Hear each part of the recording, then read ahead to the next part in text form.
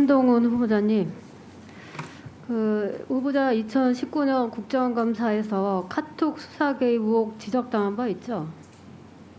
어떤 말씀이신지? 당시 대검 반부패 강력부장 신분으로 조국 전 장관 수사 담당자들하고 단톡방 만들어서 관련 내용을 수시로 공유했다. 그때 단톡방 이름이 JK였습니다. 조국을 뜻하는 것으로 유추가 됐죠. 그 당시에 뭐 하루 밀리더라도 차라리 무리스러운 쇼라는 걸 보이는 게 뭐 이런 메시지가 있었고, 그 당시 이게 이제 수사 기소 시점을 조율해서 대검이 여론 대응을 기획하는 대화이다, 이런 이제 이게 유추가 될 수 있었어요. 그리고는 언론에 보도가 되니까 바로 폭파가 됐고, 근데 나중에 이건 뭐 또 여론 파악용이다 이렇게 대답을 하셨습니다. 그 다음에 고발 사주 또 단톡방이 있었어요. 카톡 수사 개입 정황이 이제 고발 사주 사건에서도 나왔는데, 그 당시 한동훈 후보자가 포함된 기획 단톡방 의혹이 제기됐어요. 그 당시에 윤석열 당시 총장, 후보자, 권순정 당시 대검 대변인, 손준성 수사정보정책관 수십 통의 통화와 단톡방 대화가 오고 갔습니다. 45회, 뭐 30회.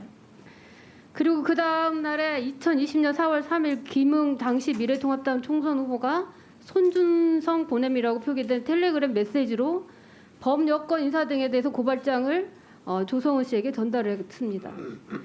누군가 사주를 받은 고발장이 접수되기도 전에 당시 부산고검 차장검사였던 한동훈 후보자가 대검 수뇌부와 단톡방에서 수많은 대화를 나눈 것이죠.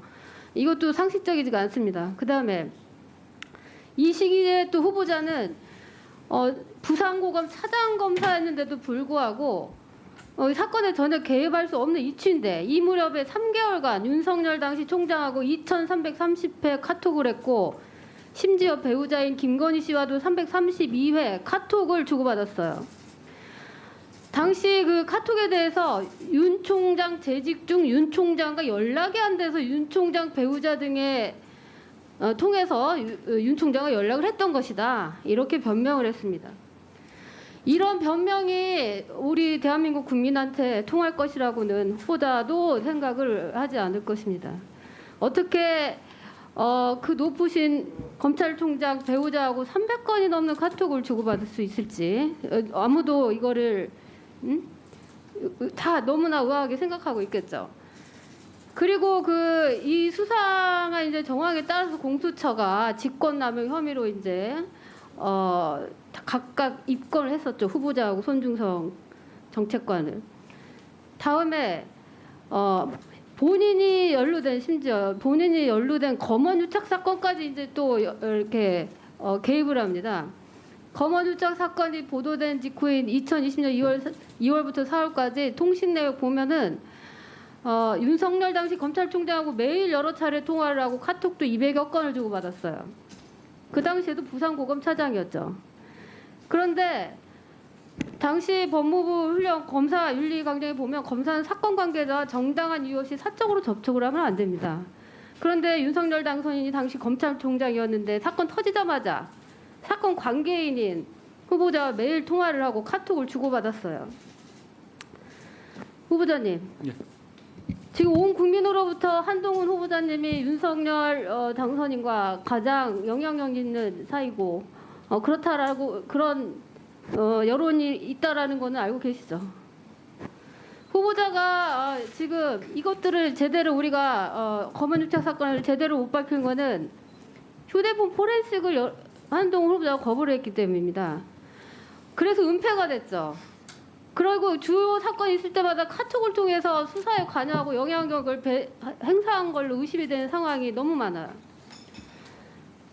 한상희 건국대 법학전문대학원 교수가 참여연대 공동대표인데 휴대폰 문제 포렌식 거부하는 것에 대해서 어떻게 말씀을 하시냐면, 한동훈 후보자가 지금까지 수사 과정에서는 자기부재금지 원칙에 의해서 보호를 받았다. 그러나 적어도 공직 후보자가 돼 공직을 맡으려고 하는 순간에는 모든 의혹들을 풀어야 할 책임이 후보자에게 있다. 수사 때와는 전혀 다른 국면이니까 진술 거부권이나 방어권이라는 논리가 들어갈 부분이 아니다. 즉 고도의 도덕성을 시민 단체에서도 요구하고 있습니다. 자, 후보자님. 이렇게 검찰 간부였을 때 사적 경로 통해서 대통령 후보자 배우자하고도 연락을 사적으로 그렇게 나누셨는데 대통령 배우자가 되면 카톡을 하겠습니까? 텔레그램으로 하겠습니까? 질문하신 건가요? 답변하세요. 다 지금 말씀하신 아니 거죠? 지금 이 질문에서만 빨리 답변하세요. 왜 제가 하는데 웃고 계세요? 제가 특별히 그 영분이 될 분하고 연락할 일이 없습니다. 그때는 뭐라고 왜 그렇게 많이 했습니까? 332회 카톡을 왜 그 주고받았어요? 300회라는 것이요 하나하나 한 줄 그래, 한 줄 좋아요. 세는 것이거든요. 무슨 말 그거 몇 했습니까? 달 많지 않고요. 그러니까 무슨 말 하셨어요? 자, 당시에 제가 부산고검 차장이었지만 조국 사건, 이재용 사건 그걸 그리고- 왜 검찰총장 배우자하고 합니까? 아닙니다. 자, 총장하고 연락되지 않았을 경우에 한해서 한 겁니다. 자, 그러니까 그 당시에 그게 총장과 말도 안 연락 되는 소리라는 건 다 국민이 알고 있습니다. 아닙니다. 그 말이 되는 가만히 소리죠. 계세요. 그만. 알겠습니다. 자, 박근혜 전 대통령이 비선 실세가 있어서 어떻게 됐습니까? 사상 초유의 탄핵을 당했습니다. 민주주의 근간을 흔들고 반헌법적으로 국정을 농단했기 때문에 민정비서관을 없애야 된다. 없애겠다. 자, 민정비서관 역할이 뭡니까? 공식적인 시스템을 통해서 대통령에게 보고하는 거죠. 근데 이걸 없애버리면 국민을 어떻게 사찰하는지 알 수가 없죠. 국민 인권 침해가 언제 어떻게 이루어지는지 감시할 수도 없고 알아낼 수도 없습니다. 이거 다 걱정하고 있는 사안입니다. 국민들이. 이 비선실세 존재가 얼마나 무서운 존재인지 다 보셨지 않습니까? 우리 온 국민이 나가서 촛불 들고 네. 싸워야 했습니다. 국정농단의 그 참혹한 현상, 민주주의가 파괴된 현상에 대해서 온 국민이 그렇게 고생을 했습니다. 검찰총장 배우자랑 공적인 일을 카톡으로 나누고 그거에 대해서 이렇게도 떳떳하게 대답을 하시는데 대통령의 그 배우자가 되시는 분하고 안 그렇게 하신다는 보장이 있습니까?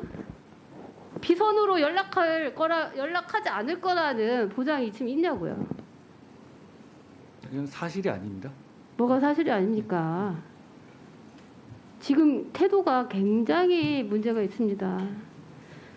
법무부 장관은 국민의 대표가 뽑아준 대통령이 임명하는 자리입니다. 국민의 대표, 국민을 위해서 일을 해야 되는 자리예요. 검찰이란 조직을 위해서 일하는 자리가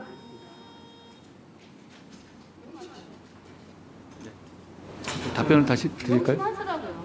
예, 잘 새기겠습니다. 뭐라고요? 잘 새기겠습니다. 비꼬는 겁니까? 왜 웃어요? 제가 잘 새겨 듣겠다고 말씀드렸습니다. 왜 웃냐고요?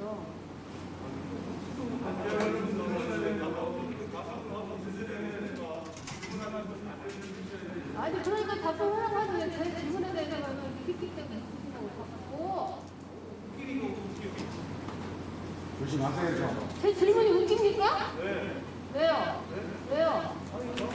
아니 국회의원이 후보한테 명심하라고 하는 게 웃깁니까?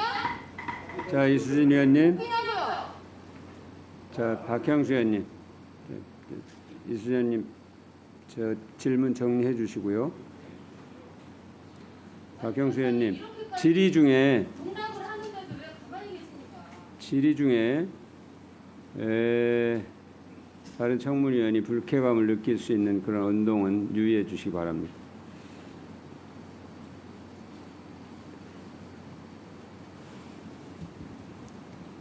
위원장님 답변 드려도 되겠습니까? 네, 압축해서 해 주십시오. 몇 가지 있었는데요. 제가 당시 윤 총장과 카톡을 했던 것은 당시 이제 제가 대체 불가능한 업무를 부산공원에서 계속 수행 중이었고요. 조국 사건이나 국정농단 사건이라든가 이재용 사건 등을 계속 수행 중이었기 때문에 매일 보고가 필요했고 그 보고가 되지 않았을 경우에 당시 이제 총장 사무를 통해서 연락한 적이 있었을 뿐입니다. 상식적으로 당연히 그게 맞는 것이고 그리고 300건 이렇게 얘기 많이 돌아갔는데 그걸 한 줄 한 줄 센 것이라서요. 몇 달 동안에 그거 몇 번 안 됩니다. 다 대화 몇 번 해보면은 그거 100번 금방 넘어가지 않습니까? 그렇게 말씀하시면 그렇게 알아주시길 바라고요.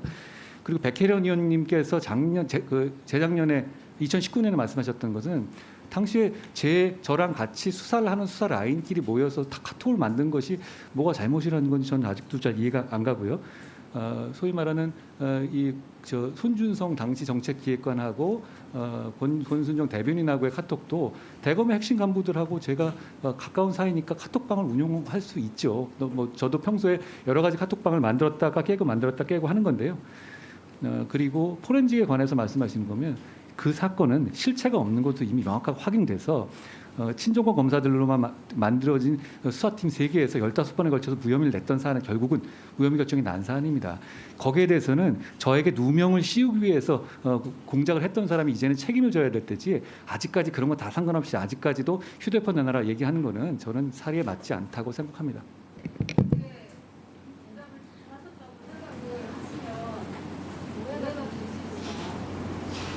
다 듣고 계십니다, 본인이. 예.